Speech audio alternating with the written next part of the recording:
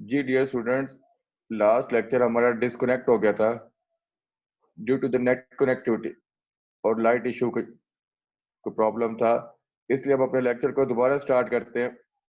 बेटा आज के लेक्चर के अंदर हम एमसीक्यू डिस्कस करेंगे 2010 से लेकर 2019 तक जितने भी सॉल्व पास पेपर के एमसीक्यूज है उसको डिस्कस करेंगे।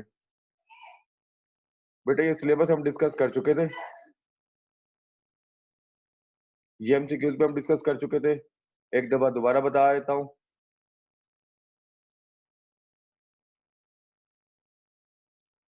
Cell wall is secreted by protoplasm. Enzyme of lysosome are synthesized by ribosome. आपको पता है साइटोप्लाज्म शो द मूवमेंट, इसको हम स्ट्रीमिंग मूवमेंट कहते हैं। ये वाला ऑप्शन होगा peroxisomes are involved in composition and decomposition of hydrogen peroxide. Number of chromosome in the fruit fly 8. Number of pores in the nuclear membrane in the erythrocyte 3 to 4. जैसा कि आप जानते हैं कि दो तरह के सेल होते हैं, अनडिफरेंशिएटेड सेल और डिफरेंशिएटेड सेल। बेटा जो डिफरेंशिएटेड सेल होते हैं जैसे कि रेड ब्लड सेल्स हो गए, उनके अंदर 3 और 4 पोर्स होते हैं पर न्यूक्लियस। लेकिन जो अनडिफरेंशिएटेड सेल होते हैं जैसे कि एग सेल, उनके अंदर 30,000 पोर होते हैं पर न्यूक्लियस। तो इसका ऑप्शन बी होगा। नेक्स्ट बेटा आप देखें, क्रेब्स साइकिल सबको पता माइटोकॉन्ड्रिया के अंदर होता है, इसका ऑप्शन माइटोकॉन्ड्रिया होगा। क्रिस्टी फाउंड, आपको पता माइटोकॉन्ड्रिया की जो आउटर मेम्ब्रेन होती है और एक इनर मेम्ब्रेन होती है। इनर मेम्ब्रेन के अंदर जो इनफोल्डिंग होती है उसको हम क्रिस्टी बोलते हैं। उसके बाद centriole is associated with the spindle formation. ये तो आपको पता ही होगा, बहुत सिंपल है। आपको ये भी पता है कि सेल के अंदर जो स्ट्रीमिंग मूवमेंट होती है या सेल के अंदर जो मूवमेंट हो रही होती है, जो साइटोप्लाज्म मूव कर रहा होता है, ऐसी मूवमेंट को हम साइक्लोसिस और अमीबाइड मूवमेंट कहते हैं और ये माइक्रोफिलामेंट की वजह से होती है। Enzymes of the glyoxylate cycles are located in glyoxysome. आपको पता है कि ग्लायोक्सिजोम प्लांट सेल के अंदर होता है और ये लिपिड रिच सीड के अंदर होता है। ये सीड के अंदर जब दाखिल होता है तो सीड में मौजूद लिपिड को ब्रेक डाउन करता है, सीड में एनर्जी प्रोड्यूस करता है, जिसकी वजह से सीड कन्वर्ट होता है सीडलिंग के अंदर। उसके बाद है Tay Sachs disease due to the cumulation of lipid. बेटा ये जो टे सैक डिजीज है इसको हम लाइसोसोमल डिसऑर्डर बोलते हैं। इसमें क्या होता है कि ब्रेन के जो सेल हैं उनमें लिपिड भर जाता है, अकामुलेशन ऑफ लिपिड, जिसकी वजह से मेंटल रिटार्डेशन होती और हत्या की डेथ हो जाती है। उसके बाद ion control the attachment of two subunit of ribosome. तो बेटा इसको हम देखेंगे मैग्नीशियम। आपको पता है दो सब यूनिट होते हैं, एक 60S और एक 40S। 60S और 40S जब आपस में अटैच होते हैं तो 80S का पार्टिकल बनता है और इन अटैचमेंट को मैग्नीशियम आयन कंट्रोल करते हैं।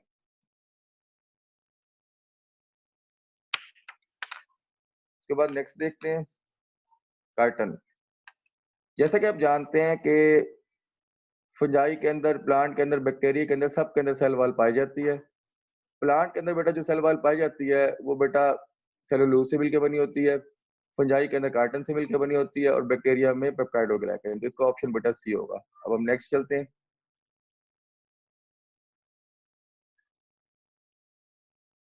नेक्स्ट में अगर आप देखें कि ये जो राइबोसोमल आरएनए है synthesized and stored in the nucleus, यानी कि सेल के अंदर न्यूक्लियस होता है, न्यूक्लियस के अंदर न्यूक्लियोलस होता है। उस न्यूक्लियोलस के अंदर बेटा राइबोसोम बनते हैं और इसी राइबोसोम के अंदर राइबोसोमल आरएनए भी मौजूद होता है। उसके बाद नेक्स्ट अगर आप एमसीक्यूज देखें बेटा, ये नेक्स्ट एमसीक्यूज, नेक्स्ट एमसीक्यूज में क्या है बेटा, during the animal cell division the spindle fibres are form. इसका ऑप्शन बेटा बी सेंट्रियोल्स होगा। अगर आप लास्ट देखें, which component of the cell is concerned with the cell secretion, ये आप सारे जानते हैं कि गोल्गी ऑपरेटर्स का ताल्लुक सेल सीक्रेशंस के साथ है। तो सेल सीक्रेशन का जब भी कोई क्वेश्चन आएगा तो आप आंखें बंद करके गोल्गी ऑपरेटर्स का निशान लगाएंगे। उसके बाद जैसे कि आप जानते हैं इन द माइटोकॉन्ड्रिया के अंदर ना 9 ब्लैक स्ट्रक्चर होते हैं। असल में माइटोकॉन्ड्रिया की आउटर मेम्ब्रेन और एक इनर मेम्ब्रेन होती है। इनर मेम्ब्रेन जब रप्चर होती है तो उसके अंदर 9 ब्लैक स्ट्रक्चर नजर आते हैं नीडल लाइक, उसको हम F1 पार्टिकल कहते हैं। तो ये इनर मेम्ब्रेन के अंदर होगा, इसका ऑप्शन सी होगा। उसके बाद है intake of liquid material across the cell membrane. आपको पता है कभी भी सेल के अंदर कोई भी मटेरियल दाखिल होता है, अगर वो सॉलिड पार्टिकल है तो फेगोसाइटोसिस, अगर वो लिक्विड पार्टिकल है तो पिनोसाइटोसिस। ओवरऑल प्रोसेस को हम एंडोसाइटोसिस बोलते हैं, तो इसका ऑप्शन सी होगा, pinocytosis. Which one of the following is the site of oxidative phosphorylation in the mitochondria? ये आपको पता है कि माइटोकॉन्ड्रिया के अंदर माइटोकॉन्ड्रियल मैट्रिक्स में क्रिस्टी के अंदर ये ऑक्सीडेटिव फास्फोरिलेशन का प्रोसेस होता है जी। उसके बाद है organelle involve in the synthesis of ATP. आपको पता है माइटोकॉन्ड्रिया इन्वॉल्व होता है एटीपी बनाने में।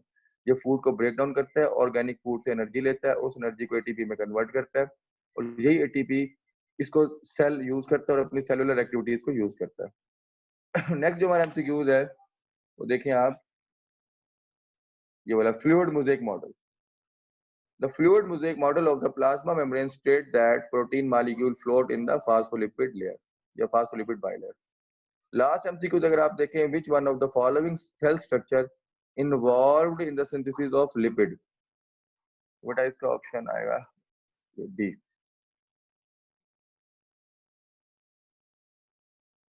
बेटा ये एक रिकमेंडेड बुक है, अगर आप बायो की तैयारी करना चाहते हैं एमडी कैट की, ये बहुत अच्छी बुक है, मैंने इसको कंप्लीट पढ़ा है, तो अगर आप ये लेना चाहें तो ले सकते हैं। इसके अंदर बायो फिजिक्स केमिस्ट्री के सॉल्व पेपर हैं 2000 अच्छे सॉल्व पेपर हैं। इसके अंदर बायो का कंप्लीट मटेरियल है, फिजिक्स और केमिस्ट्री के सिर्फ सॉल्व पेपर अटेम्प्ट किए हुए। नेक्स्ट स्लाइड पे चलते हैं बेटा। How many triplets of the microtubules are present in the centriole? 9 triplets होते हैं बेटा। 3 माइक्रोट्यूब्यूल का एक ट्रिपलेट बनता है और 9 ट्रिपलेट्स का एक सेंट्रियोल बनता है। उसके बाद है Turner syndrome is characterized by having the, इसका ऑप्शन डी होगा। उसके बाद ये एमसीक्यू हमने पहले भी पढ़ा है कि जो टे सैक डिजीज है result due to the accumulation of lipid in the brain cell.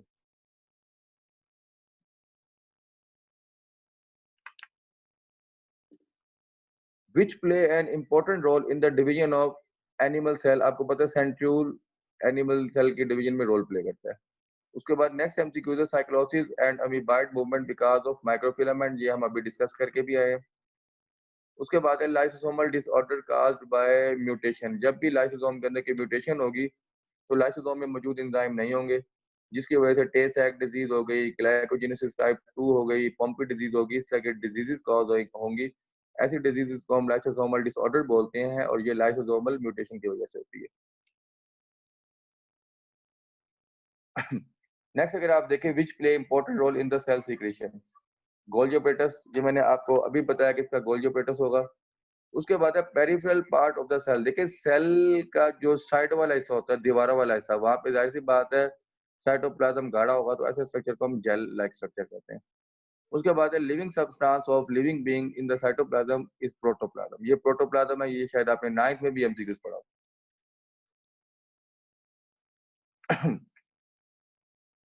उसके बाद बेटा अगर आप देखें stacks of the flatted membrane bounded sac, इसको हम गोल्गी एपेटस कहते हैं।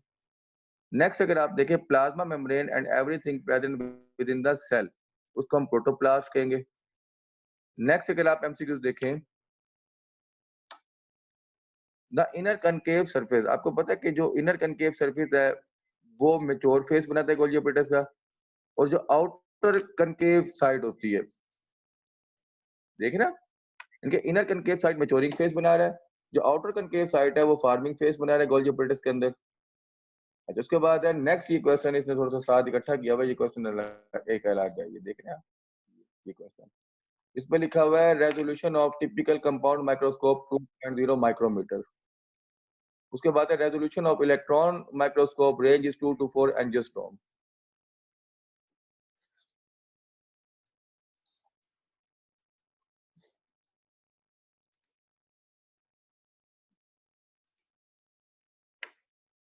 थैंक यू बेटा। हमारा आज का यही टॉपिक था। इस टॉपिक के अंदर आज के जो हमारा ऑब्जेक्टिव था कि हमने पास पेपर के जितने भी की सॉल्व एमसीक्यूज हैं उनको अटेम्प्ट करना है कि बच्चों की तैयारी करवा सके। ओके बेटा, अल्लाह हाफ़िज़।